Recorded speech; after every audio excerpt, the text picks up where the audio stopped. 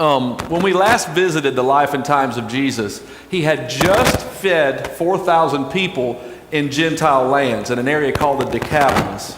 And then he sailed across the lake with his disciples. I'm going to show you an image real quick, and we'll see if we can figure out what we have there. So, what this map depicts, if you can make it out, is this area of Jesus' Galilee when he was walking around in the first century. Best estimates have these regions as follows. If you keep one to the bottom, right, that's the Decapolis. That would have been a Roman region. And in that Roman region, it would have been pretty much 100% Gentile. Most everybody that lived there would have believed in Zeus and all the other Roman gods and goddesses. Now, as you go north, there's an area called Galenitis. It would have been kind of 50-50 Jewish and Gentile. And then on the left side, you have what the region of Galilee, the Jewish section, which would have been pretty much 100% Jewish. Now, that's important as we look at the things in Jesus' life, and we'll talk more about that as we go. So they left from feeding the multitudes down in the Decapolis region on the southeast part of the lake. And then they sailed off to a place called Magdala. What does that sound like? The hometown of Mary Magdalene. And while they were in the hometown of Mary Magdalene, sailing across the lake, they were in Jewish Gentile lands. It was kind of a mix there. And that's when a group of Pharisees and Sadducees that teamed up together came to Jesus from Jerusalem. We called them frenemies, right? The enemy of my enemy is my friend. So they came together and they decided, we really hate one another, but we hate Jesus worse. So they came to Jesus as teams and they tried to test him. And in their testing of him, what did they demand? They demanded a sign. And Jesus looked at them and said, I'm going to give you one sign. I'm going to give you the sign of Jonah. 3 days and 3 nights. That's the sign you're going to get from me. I'm not giving you anything else because I'm not here to perform for you. So then they boarded a ship. They crossed the lake. This is a great little picture that I took, if you can make it out, heading in the basic general direction in Israel that they were traveling in. It's a beautiful lake. It's really, really hot there, so there's a little bit of a haze in the picture, but that's the route that they would have taken, and they're headed for Bethsaida again, which is the home of Philip, Andrew, and Peter. So as they sailed, coming away from this experience with the Pharisees and Sadducees, Jesus looked at the disciples and said, look, beware of the leaven, beware of the yeast of the Pharisees and Sadducees. Now, his disciples mistook what he meant, and they began to ask one another a bunch of different questions. And one of them was, we forgot to bring bread, so we're in trouble, right? And Jesus was a little sideways with them. So he began to reprimand them using his own series of questions. Those were all in Mark 8 earlier in the text when we were last together. So he asked them these questions. He says, why are you talking about not having bread? That's not what I meant when I told you to beware of the yeast, the leaven of the Pharisees. Don't you understand or comprehend? Is your heart hardened? Do you have eyes and not see and ears and not hear? Do you not remember? And then he asked them, when I fed 5,000 people, how many baskets did you collect when it was all said and done? And they said, well, 12. And then he said, we just came from the Decapolis over here in these Gentile regions. When I fed these 4,000 people, how many large baskets did you collect? And they said, well, 7. And then he asked the question that I'm going to ask you today. Okay, don't you understand yet? Do you get it? Beware of the leaven, the yeast of the Pharisees. Do you understand what I'm saying? So Jesus has just used these two miraculous events to stake his claim as what he called the bread of life, right?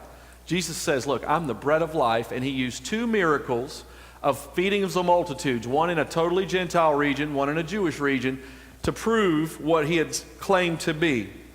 You may want to write this down. In Jesus is the ultimate comprehensive truth that reveals the way and provides all the nourishment for life. Jesus said, I am the way, the truth, and the life. No one comes to the Father but through me. And when he made and staked his claim as the bread of life, he's saying the exact same thing. Right? Let me say that again. Jesus is the ultimate comprehensive truth that reveals the way and provides all the nourishment for life. He is the way, the truth, and the life. So they made landfall in Bethsaida, which was, again, the home of Peter and Andrew and Philip. Here's a beautiful view of the lake, looking down in a panoramic view. And they're going to go right down in there. If you'll remember, it's not coincidence that Jesus is leading these disciples right back to the same place where he fed those 5,000 people. He just led them from the place where he fed the 4,000 back to the place where he led the 5,000, and in the travel between the two is where he warned about the yeast and leaven of the Pharisees. That is not an accident. Jesus is trying to get a point across to his disciples and followers. So they make landfall there in these Jewish lands, and that's what sets the stage for today's teaching. Now, you're going to go ahead and turn to Mark 8 right now. Turn to Mark 8, but while you're turning, I want to talk about this yeast a little bit, or this leaven a little bit. Yeast or leaven is mixed into dough, right? Into bread dough, and it spreads and permeates. Another word for yeast or leaven in our modern parlance is sourdough. My favorite bread. I love sourdough. How many of y'all like sourdough bread?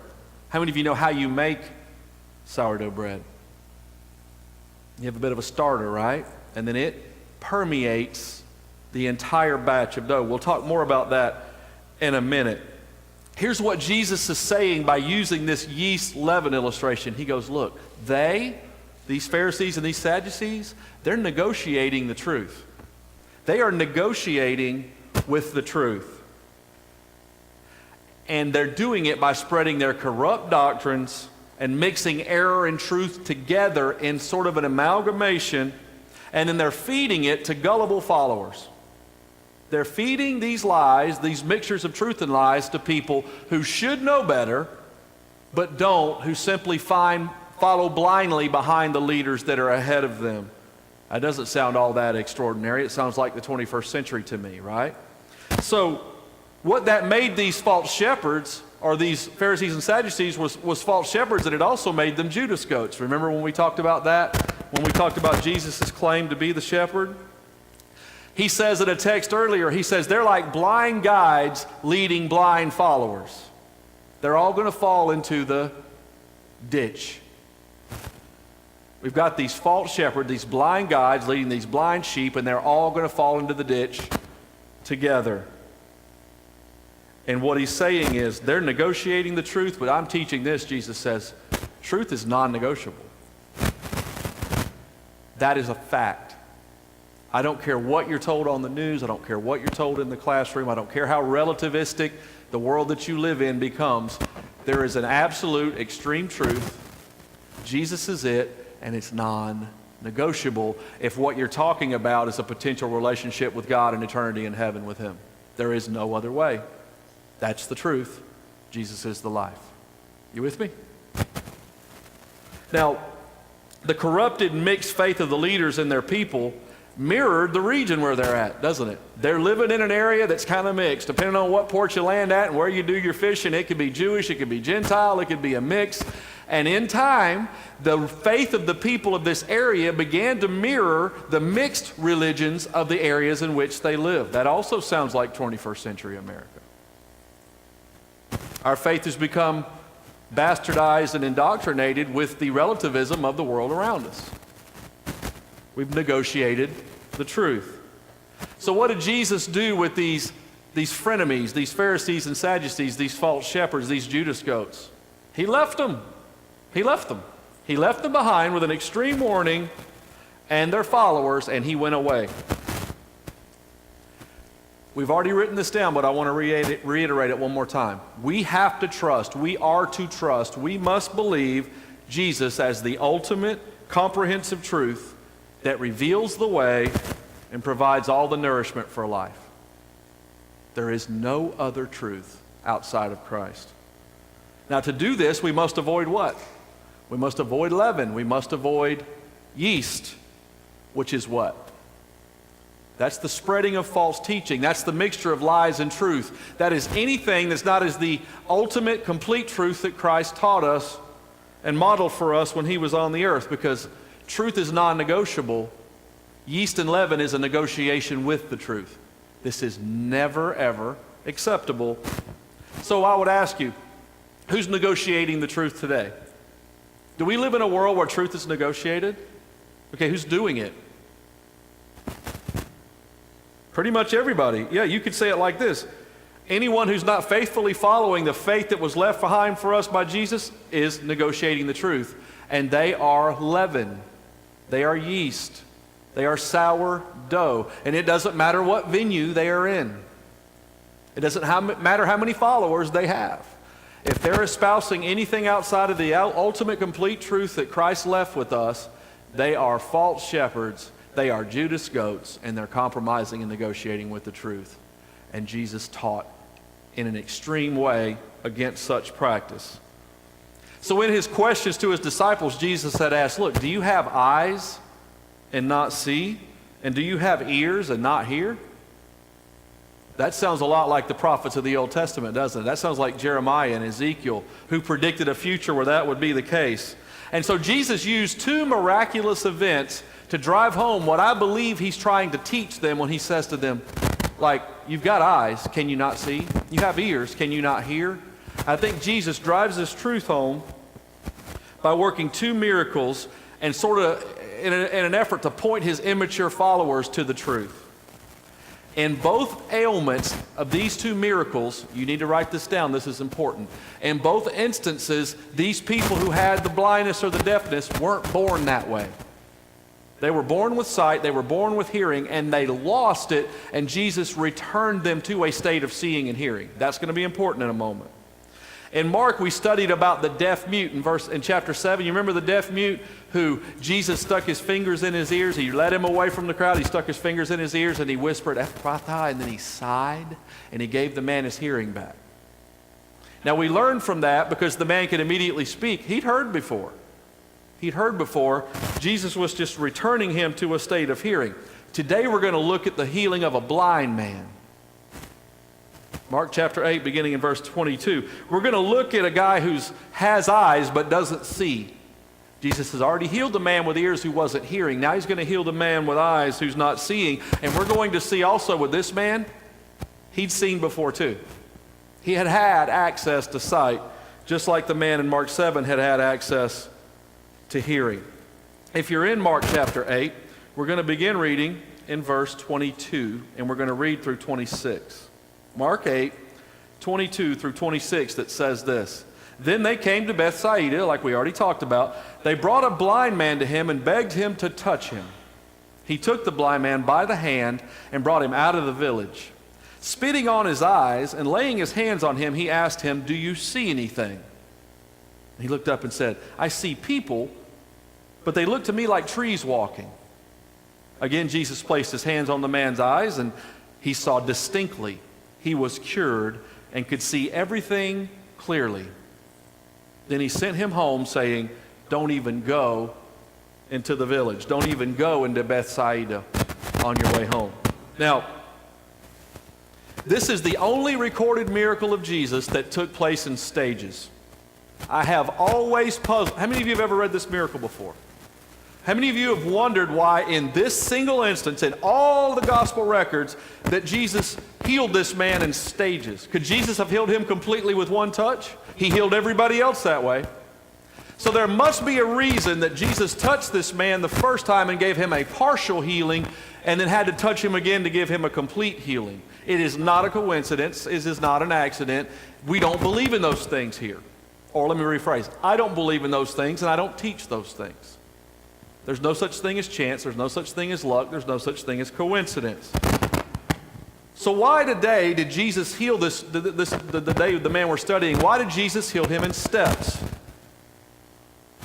You know why I think he did it? I think he did it so that perhaps his disciples would see and hear and understand something important. I think he did it so that today, these 2,000 years later, perhaps we too will hear, see, and understand something critically important. And to get to the bottom of that and to figure that out, we're going to look at a few notable components of this miracle. We're going to look at a few things about this miracle that are important and that strike us as we go through.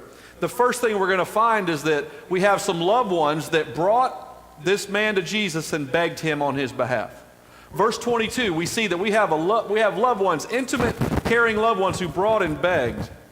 Intimate relations who carried this man to Jesus and pleaded for him for his healing touch. Well, sounds familiar. We'll talk about that more in a minute. And then we see in verse 23 that Jesus took and brought.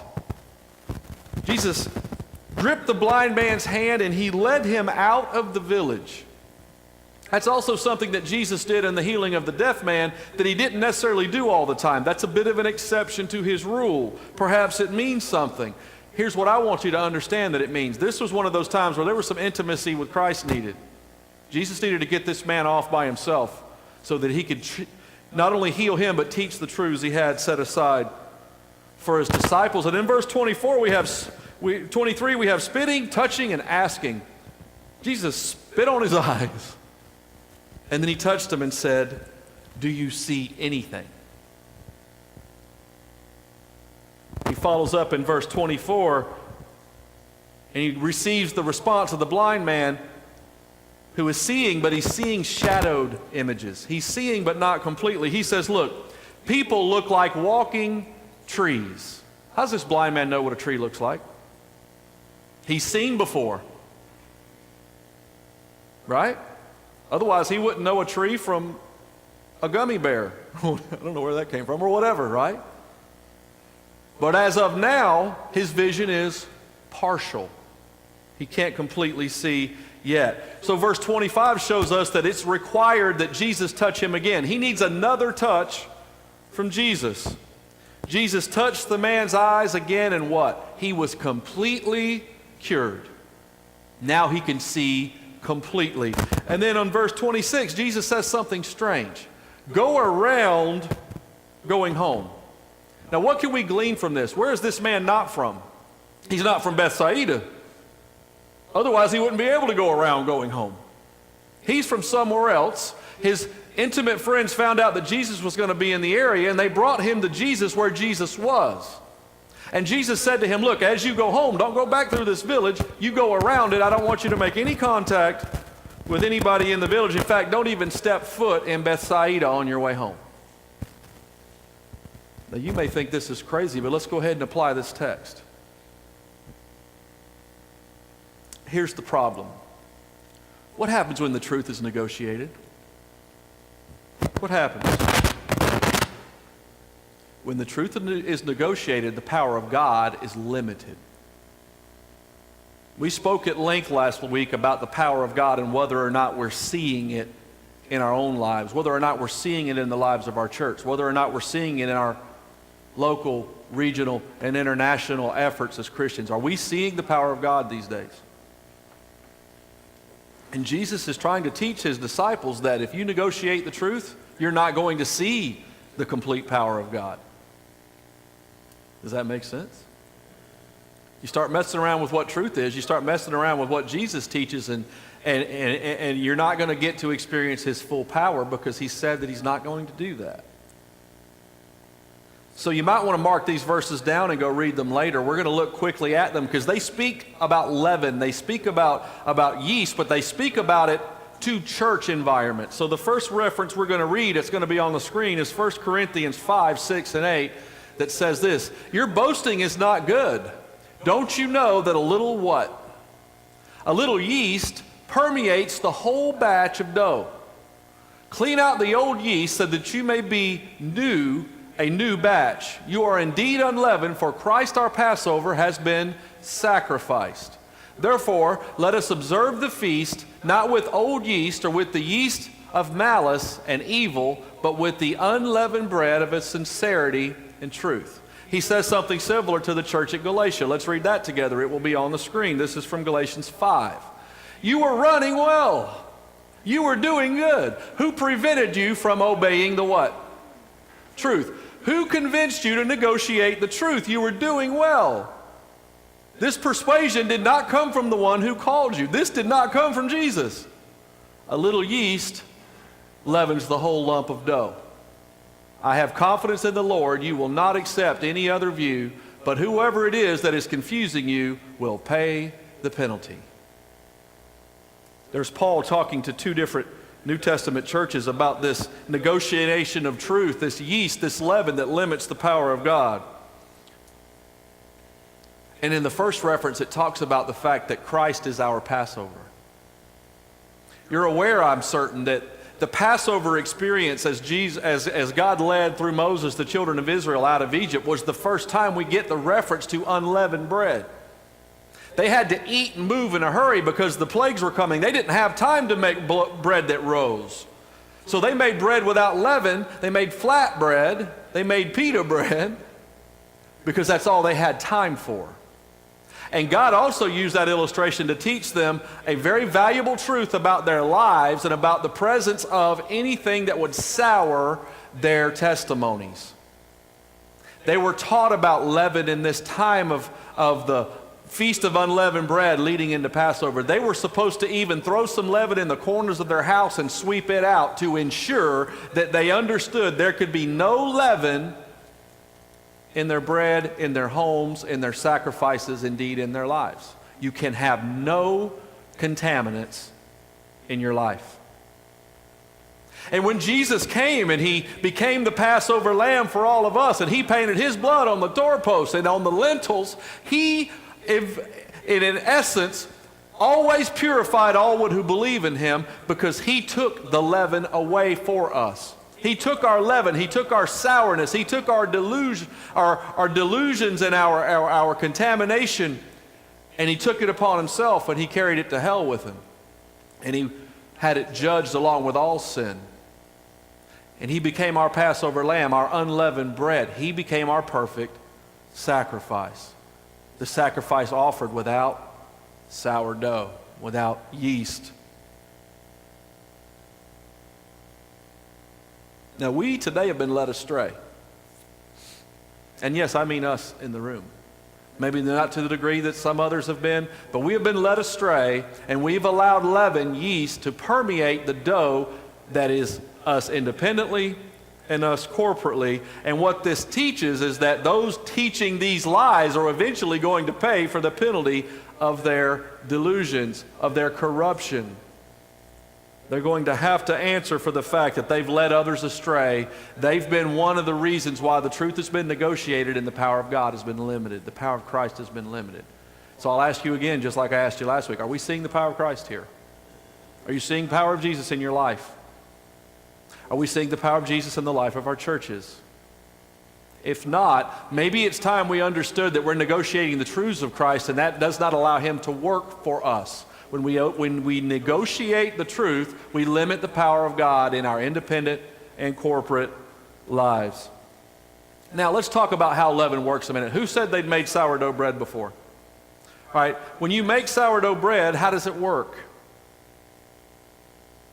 You take a pinch of another batch of dough that was sourdough, and you take that little pinch of dough and you introduce it into your new batch of dough. And then what does it do? It absolutely permeates the new batch of dough. Another way you can do it is stick it into water, dissolve it, place that water into the new batch of dough, and it will also dissolve into the dough, and it will permeate all the way throughout it. How odd that we have the two illustrations of what these false leaders were doing in the way that the dough worked. The dough was either hidden, the sourdough, the yeast, the leavened bread, the starter was either hidden in the dough, to where it could just permeate it all together. They just introduced lies. Or it was dissolved and introduced through water in a mixture of lies and truth. Right? Leaven is symbolic of the pollution of our attitude toward God when we negotiate the truth. And that leads to actions of immorality on our part. When we start negotiating with the truth, our attitude about God is no longer proper. We no longer embrace a complete truth, which then turns our hearts to a corrupt point. And from that corrupt point, we have a corrupt action. If your core is bad, your production's going to be bad. If your seed is bad, your fruit is going to be bad. If your tree is bad, are you with me? When we begin negotiating the truth, we bear corrupt fruit because it begins in a corrupt source, and we no longer have access to the power of God. Do we want access to the power of God? I'm asking again, just like I did last week. I'm doing it in a different format and from a different platform, but again, I'm asking you. I am dying to see the power of God revealed in my life, in your life, and in the life of this church so that we can change the lives of those living in the Hartsville community and make it a better place to live. Are we seeing that right now? Is the power of God evident in your life? Is the power of God evident in our life? If not, perhaps we need to return to the truth and stop negotiating the truth so that we can see the return of that power. Now here's how this process works. The source is from without. Jesus left a perfect system of relaying truth to his people. He used his people to do it.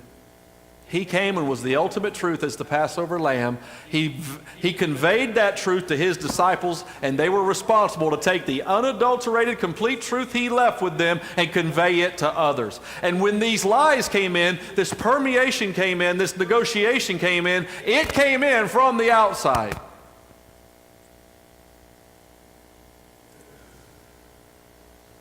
It's secret in its operation. This is a covert mission.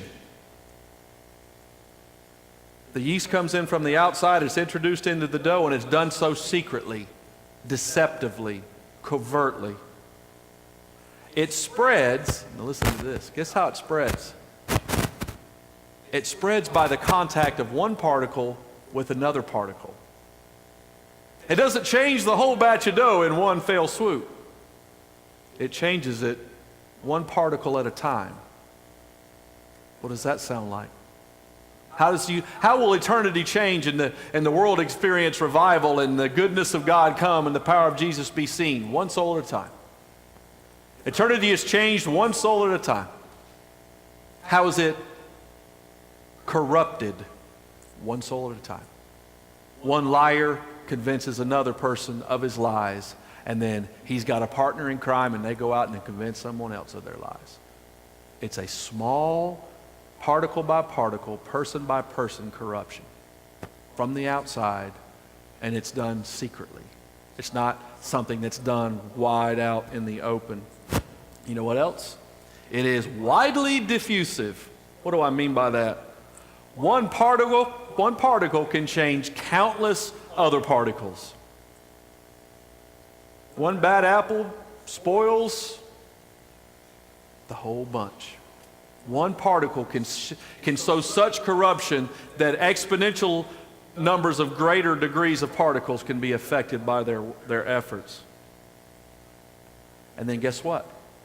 As this particle affects this particle and it permeates and it becomes diffusive and spreads, this particle turns the next particle that it touches into corruption. What do I mean by that? It actually changes the natures of the particles that it comes in contact with into its own nature. The yeast goes from one particle to the other, and that particle is no longer the same. It is now corrupted. It becomes leavened. It becomes soured. It becomes yeasted. And it's given the same reproductive power as the particle that it interacted with. Is this making sense? What does that sound like to you? Yeah, true that. I mean, we're talking about how dough is changed by one small particle of yeast, but you know what it sounds like to me? It sounds like cancer to me. It sounds like the way cancer cells work. You may have one cell that's cancerous. What happens if you leave that cancer cell alone? Particle by particle, cell by cell, it corrupts the whole body until it is no longer viable and it ends with death. And that cancer cell turns the next cell into a cancerous cell which goes out and reproduces itself. And if you knew you had it, you would treat it. This cancer cell comes from the outside and is introduced into your system. Sounds a lot the same, doesn't it? So are we in contact with a cancer cell? Are you? Am I? Gosh, I have to ask this, but It's not fun to have to do so, but are you a cancer cell? Is there a particle of yeast, of leaven, of cancer in our room, in our group today? Or do we have cancer in our cells, in our group? Are we seeing the power of God? Are you seeing the power of God? One guaranteed way that you won't is if you negotiate the truth. If we're not seeing the power of God, something wrong's going on. We're not shooting for that objective, are we? It's something that's just happening without necessarily our immediate knowledge of it. It's probably coming from the outside more often than not, but one particle's changing the next particle. They're becoming diluted, they're becoming corrupted, and it's just taking over the body. And then we don't see the power of God anymore. Is that happening here? I could see evidence as a leader that it is. Not universally, but certainly in certain cases. I would never name them, but I can think of folks off the top of my head whose vim and vigor seems to have really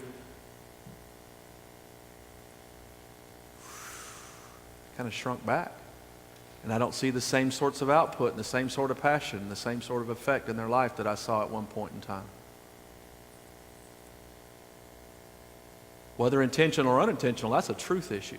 That's a belief about God issue. That's an attitude issue that is being seen in actions.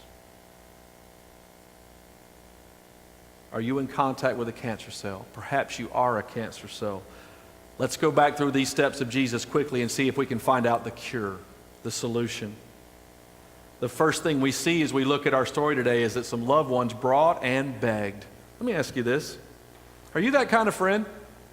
Are you the kind of friend that would bring someone that you know is struggling, someone you know that's having issues with the truth, someone that you can see is not experiencing the power of God, or maybe has never experienced it in the first place? Are you the kind of friend that would go pick them up, put them on your back, and bring them to Christ?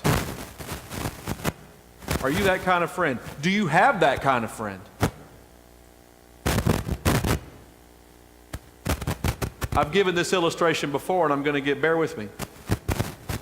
The devil's in the details. The technology wouldn't be messing up if God didn't want to do something really cool here today. You're going to have to stay focused. You're going to have to block that out, and you're going to have to listen to what I'm saying, and don't let these hisses and these fuzzes divert you. Because what I'm saying is that's evidence that God wants to do a miracle today. And the devil doesn't want to see it happen, so he's working against that. But I've been at this too long. And when technology starts goofing up, it's always when God wants to do something special. So be adults and focus. That's a cancer cell. That's yeast. We're not going to allow that to permeate the dough today. 40 people were brought to Jesus with the same ailment, seeking his healing.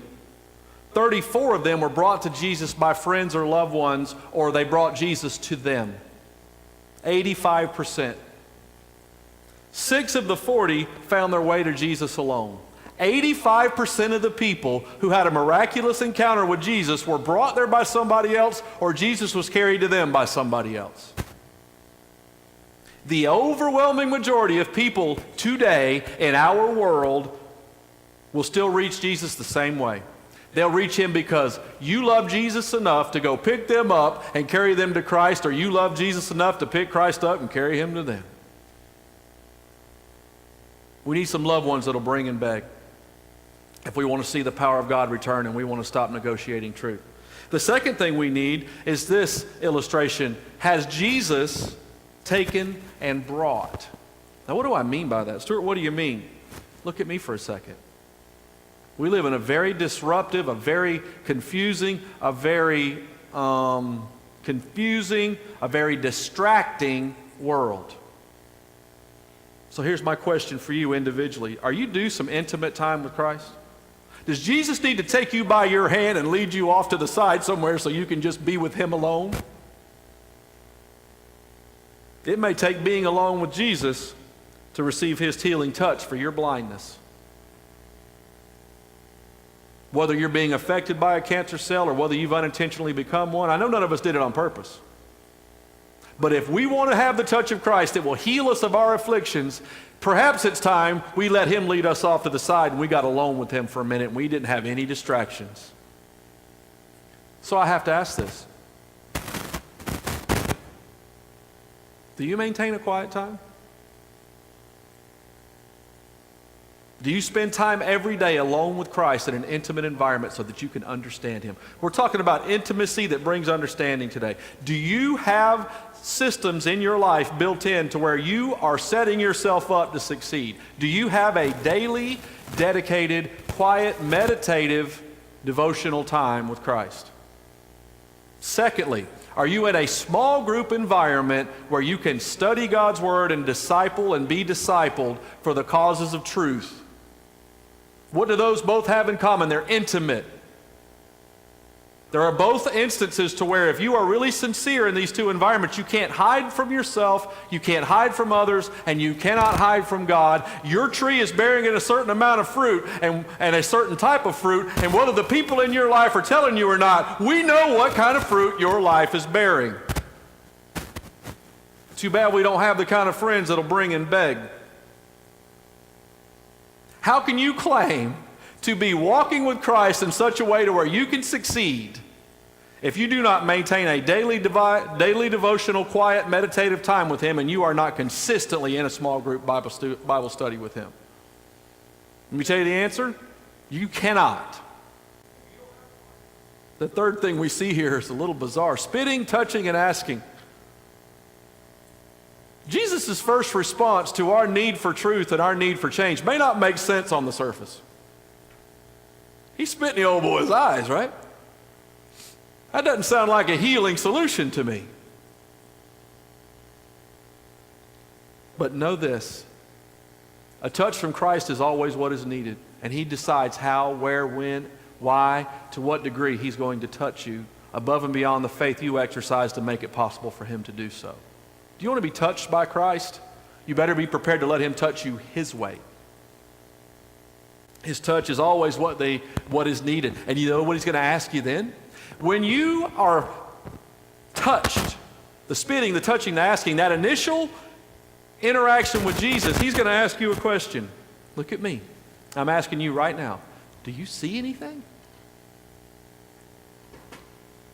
There's a solution for the people with eyes that can't see. The solution for that is a touch from Jesus. He will open our eyes that we may see. He will do it in a way that's up to him. It may not be the way we want him to do it, but when he does, he's going to touch you and he's going to ask you in your heart, do you see now? I think in a weird way, that's Jesus' code for saying, do you understand yet? Do you understand how critical it is that you remain in intimate environments with me so I can consistently touch you? Maybe it's time you got alone with me so I can touch you. Do you understand yet? Do you see? And you say, well, they're seeing, but it's shadowed. People look like walking trees. And so then I would ask you, have you ever seen before? Now, obviously, if you respond and say people look like walking trees, you've seen before. But has Jesus touched you and you've seen? Have you ever seen? I'm telling you, man, there is nothing like this Christian experience. If it's not knocking your socks off and you're not living the life you dreamed of in your times with Christ, then you're just not doing it right. But he's not the problem, you're the problem. I'm the problem, we're the problem.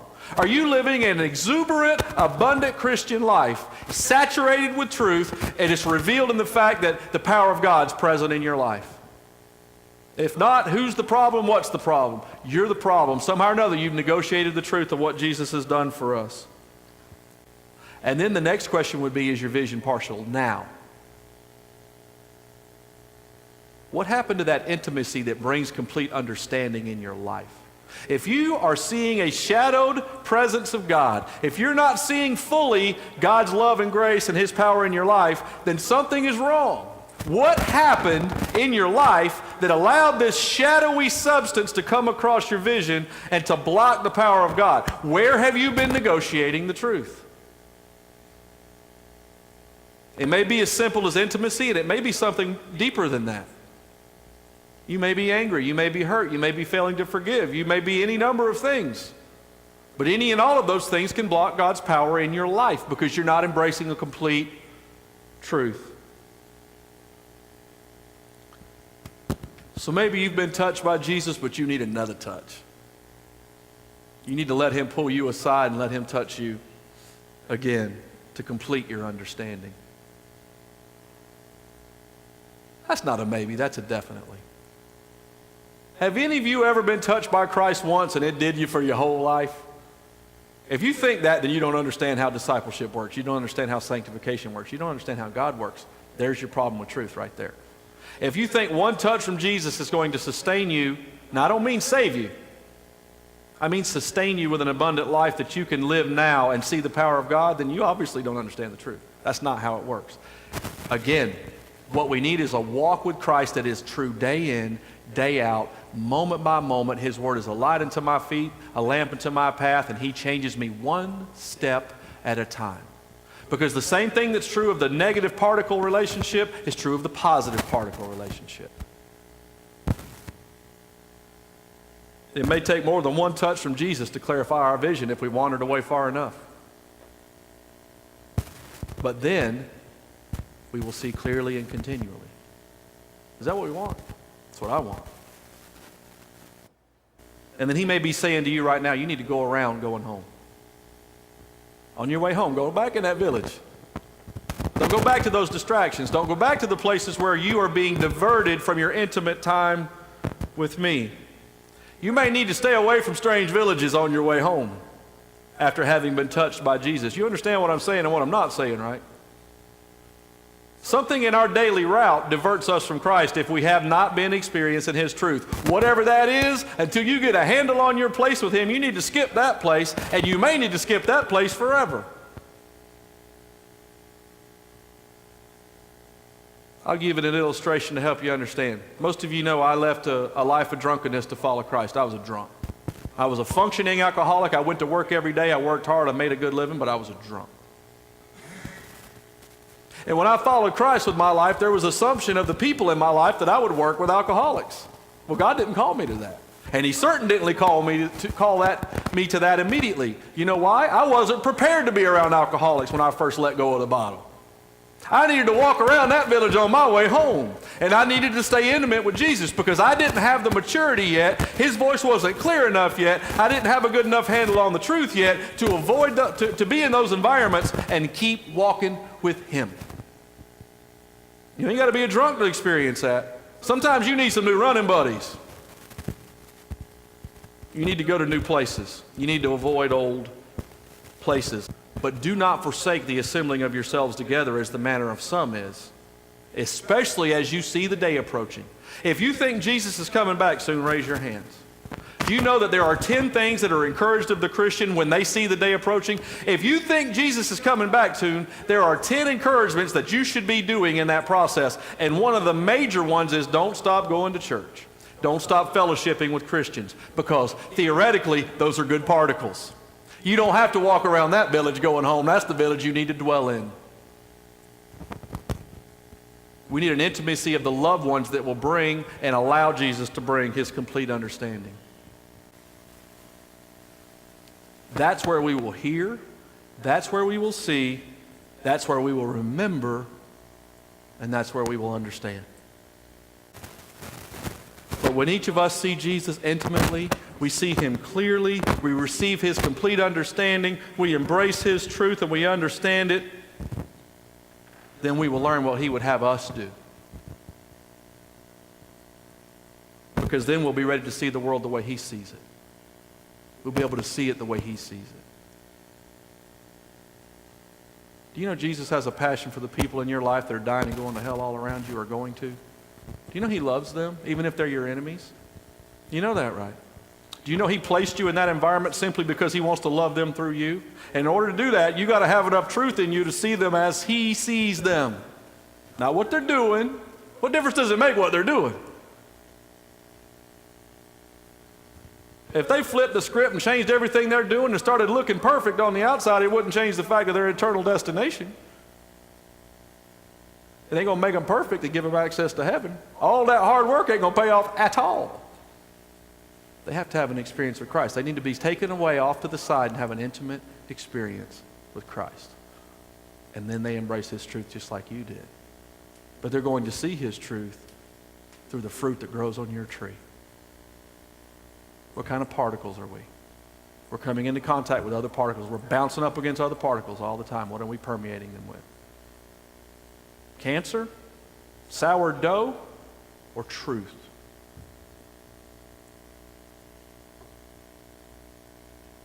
The world needs to change, and Jesus intends to do it with us. And until we embrace that truth, then and only then will we change our world accordingly.